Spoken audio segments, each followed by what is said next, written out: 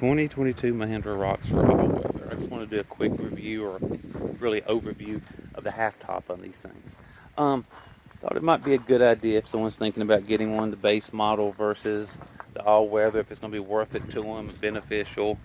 So I thought it'd be a good idea to kind of go over everything.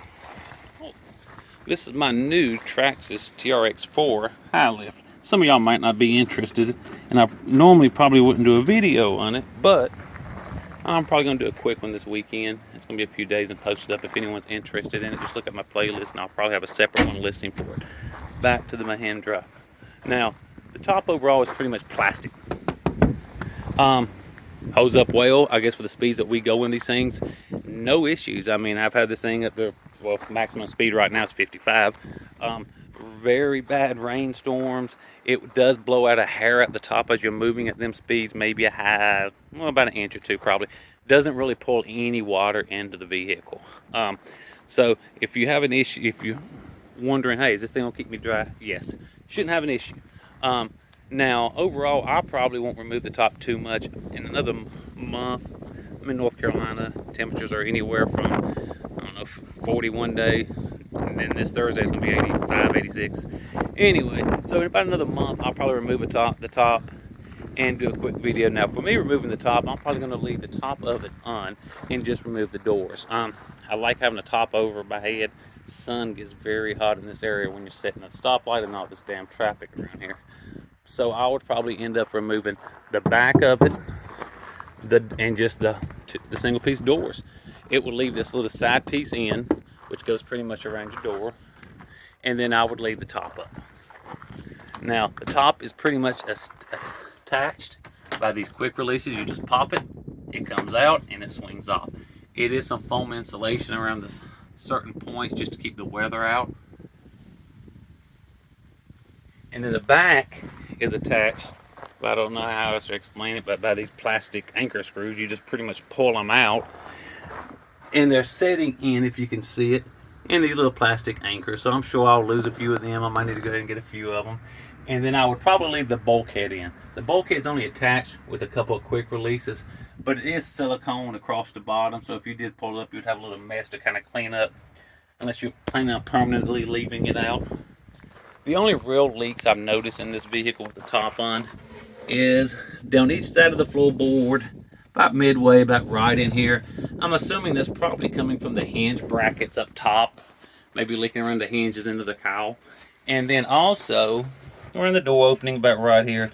Reality is that's about every Jeep I've ever had has done the same thing.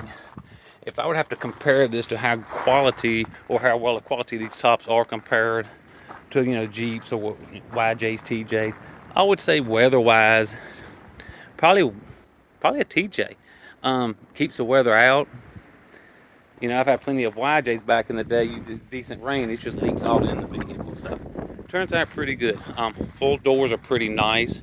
They are made by Best Top. You cannot get them as an accessory, and Best Top will not sell them to anybody but Mahindra right now. I'm assuming with the issue with the Jeep or Fiat or whatever going on, left a bad taste in some of the vendors' mouth when they had a lot of orders out there. I don't know, but I'm assuming they will be gradually coming back into stock, because these are real nice doors. I will say this, I've had this happen to me a couple of times and my passenger. If you have a big jacket on or something, scratch the back of your head, you bring your arm back down, for some reason your elbow loves hitting this latch, pops the doors open. If you're going around for normal speed, the wind usually just keeps it. It's not going to swing open far. Usually it swings open to about right there, and then you just pull the door back. I would say it's a safety feature, but the times it's done, it's literally just barely popped it out. But I would say it would be a safety concern. And let me say this to these soft tops manufacturers. I know they bring these in as a UTV. These are not a damn UTV. They're not a golf cart. Stop making these darn doors for these soft tops that clip in place, Velcro in place, zipper in place. Get a door that has a latch on it and that shuts. Nobody wants to climb in one of these things and zip themselves in and out. It's not a golf cart. And the rest of these tops are pretty nice that they make, but it's ridiculous that for the price of these tops, They couldn't put it a little bit. I might have to mark it up a little bit more. I know it gets expensive making some of these doors, but as you can tell, it's not much to these doors, but some tubing and these things. It's just pretty much Velcroed around it. That's it. It's just Velcroed in place. Again, nobody wants to buy one of these style vehicles and pay this much money and buy a top that they have to Velcro themselves in or zipper the whole door in place. All right, now sorry about that. Back to the Mahindra. Overall, like I said, the top is good on this. If you're thinking about should you get a base model or should you get one of these, I will say that, think about, do you have the time to do the work? Add up the prices. Most half tops, now they are probably made of more fiberglass, range anywhere from what I've seen online, $3,000 to $5,000 roughly, once you add the wipers and all that, and not including shipping probably, but so that's where you're at. Now, fiberglass is probably made a lot better. May or may not crack. I don't know. I've had plenty of Jeep tops. I never really had one crack on me. But for these vehicles being what they are, and even a Jeep, to be honest with you, this being plastic, I hate to say I don't see an issue with it. It works out great. It keeps you in the vehicle sealed. And like I said, it's got AC and heat on it. Keeps the heat in, keeps the AC in when you need it. Works out pretty good. Now the mirrors looks like just a TJ style mirror. I will say that when you're driving, it seems like every time you're driving you got to adjust these darn mirrors. But again, my TJ did the damn same thing. I don't think I've ever had a set of mirrors that you didn't have to adjust every month or so on a TJ when you rode on them. Now, again, the doors are a single piece desktop door. Nice doors. They're made good, very light. You just swing it out, pull it up, and it comes right out. Now, the one thing I can say I would like to have seen in it is a glass windshield, not a poly. Now, I wax my windshield a decent amount, so when it's raining at the speeds these things travel, usually the water just beads off. I don't really have to use my wipers, but wipers do not like a poly windshield. I don't care what protection it says it's got on it, it's going to scratch the windshield. Now, I did notice online a lot of people, I think it was a CJ7, they would take a CJ7 windshield, cut the opening a little larger, and just pop it in here. Now, by doing that, you do have to lower the wiper motors into this area, and most people put a little piece of foam because the motors are literally setting on the top of the dash. So, I don't know if I want to go that route for that main reason. I might look into a different windshield. This thing just kind of bolts in place. If I can find one that fits it, I'll just have to see how it goes. Right now, I'm fine with it. It works out great. If it starts getting scuffed or scratched, I might have to go that route. So that's pretty much it on the top. I mean, to remove it, like I said, if it was me, I wouldn't remove the whole top. I'd remove the back, which is pretty much in here by these little plastic screws. It looks like you just unscrew them, pull the top off. Sides I would leave on. Now on the sides you do have these little metal clips. If I can get them right there, there's a few of them that sets just on the edge, so I'm assuming if I remove this back top they'll be just kind of free floating around the edge of one of these things, so I'd probably pull them off. Again, give me about a month and I'll probably remove this back area and kind of see how it goes. It shouldn't take too long. Inside it's got the quick clips, won't be an issue, and then I'll just leave this plastic side up. It's not much of a side, but it shouldn't be an issue.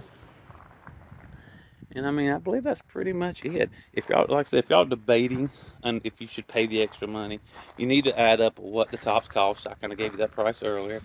The AC unit, how much would that? I think I've seen pricing on the same units originally around $30-some hundred, and then you got to take in consideration of that. Also, a little bit for the rims if you like that style. If you're not going to change them on the all-weather, and then also the all-weather does come with the winch mount, bumper, a few other things the other ones don't. To me, when I bought mine, I actually got this one, I believe, for $27,000, and the base model was still $19,800, I believe. So to me, it was only, was that $6,000, $7,000, $8,000 difference? It won't $10,000 difference. So to me, it was close enough where it really made the difference to go ahead and get it. Usually I do the heaters myself. I do all this stuff. I bought it just at the beginning of winter. I didn't want to have to deal with that stuff, and I'm kind of glad I didn't. The AC units are kind of hard to get right now. They're not selling them directly. The only way you can get them is in the all-weather. So if you're looking for something you want to have right away and you think you're going to pop AC in it and put a top on it, you may want to look at this. Just an option. I'm glad I got it. I've put about 1,000 miles on it since I've had it. Every weekend I'm in it, driving it around. I've had to put my company truck into service was serviced once or twice, and I drove this around all day, no issue at all. Worked out great. So I believe that's it. Sorry about the mess in my yard. I'm actually doing a solar setup for my garden shed. It ain't quite finished.